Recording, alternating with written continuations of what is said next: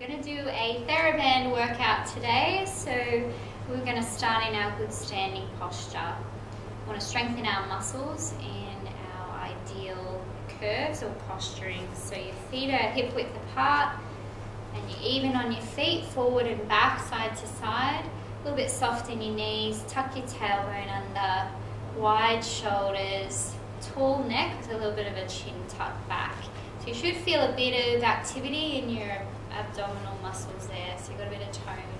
Let's start off with your Theraband, just looping around your hands. Elbows tucked into your side at 90 degrees. We're going to work on external rotation. Okay. So we'll do 5 like this. Shoulders are back and down. For the next few, if you're up for it, you can stand on one leg. So we can go into 5 on one leg and then 5 on the other. So always watch those shoulders are back and down because you're going to want to creep up. And then 5 more on the other side, so we've got 5 more. Squeeze those shoulder blades together.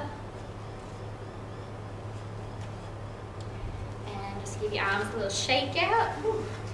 Okay, let's go into shoulder abduction. You're up at shoulder height.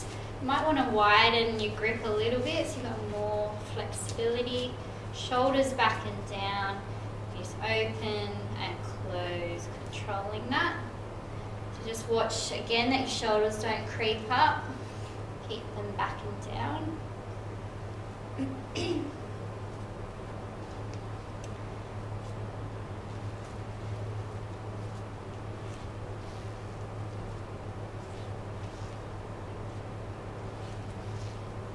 Okay, 2 more.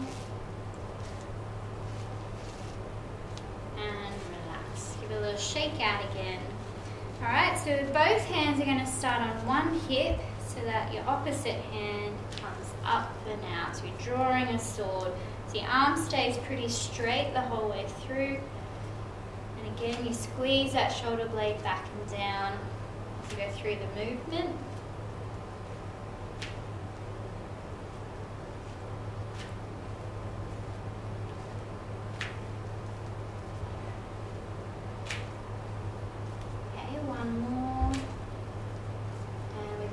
Side. So both hands over here, now we go up and out.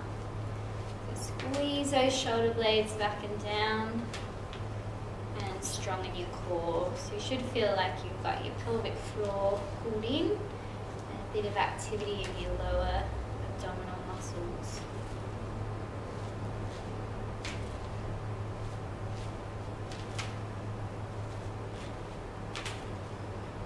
Now one more. Give it a little shake out again.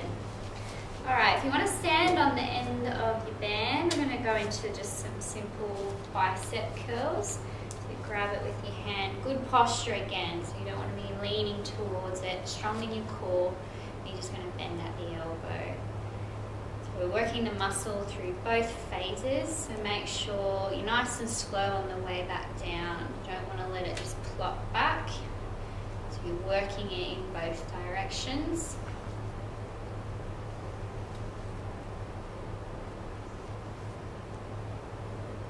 So this is a pretty big muscle and it can cope with a fair bit of strain. So you can, if you're finding that's too easy, you just grab onto it a little bit sort of lower in your chain and it'll give it the band a bit more stiffness and that'll work it a bit harder. So you can adjust it slightly by how far you're holding onto the band. Okay, let's do 5 more. Really give those biceps a little workout. And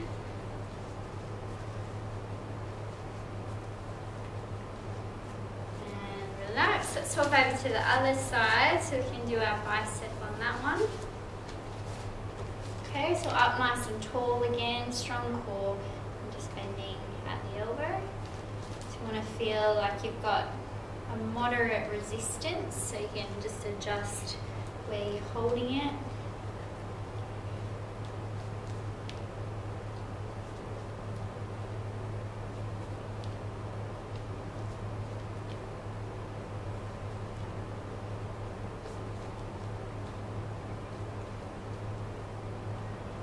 5 more. So nice upright posture. Don't let that shoulder start to creep down. Keep it back and down.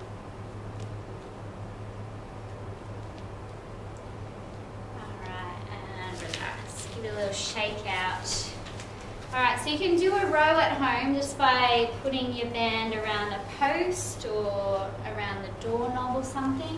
Or if you're lucky enough to have a lovely assistant, they can then hold it for you. If you'd like to hold that, and then shoulders back and down so you can go into your row. And again, you're making sure you're not doing upper traps, it's back and down.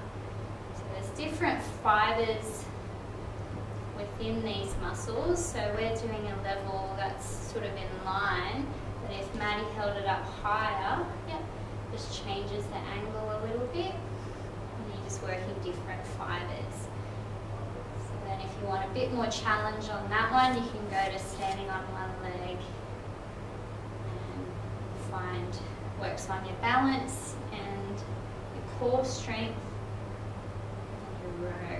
So I'll just do 5 more on the other leg to get your balance, and then squeeze those shoulder blades back and down.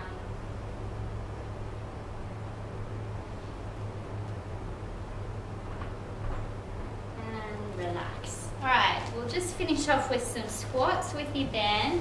You're going to tie a double knot in it so you've got a loop. So you don't want your loop to be too big. So it should be just enough to kind of squeeze your thighs into it. And then you step in. So it's going to come up just above your knee, joint above your kneecap. With your squats here, you want your feet to be wider than hip width and slightly turned outwards.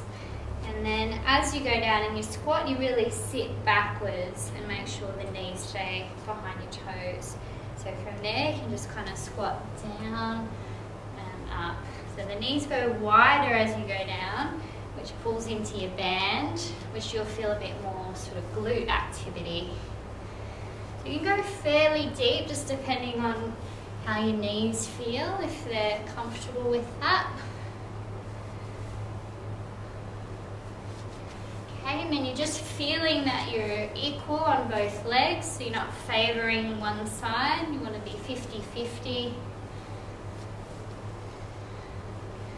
As you come up, you can really push your heels into the floor, so you're driving up with your heels and squeeze your bum as you're coming up.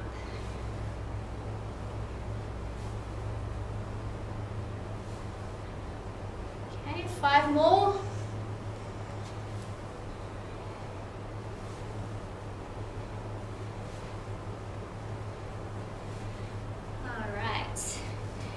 If you have a fairly large lounge room, you can put the band around your ankles, and I'll just demonstrate it for you. You can do a bit of a sideways walk.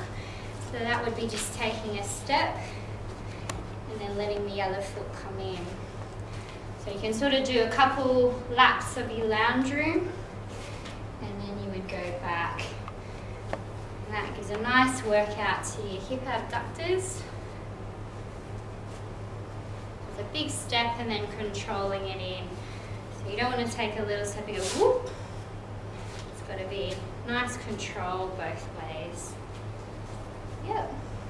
So you can do a couple laps of your living room there, and then I think you've deserved a break.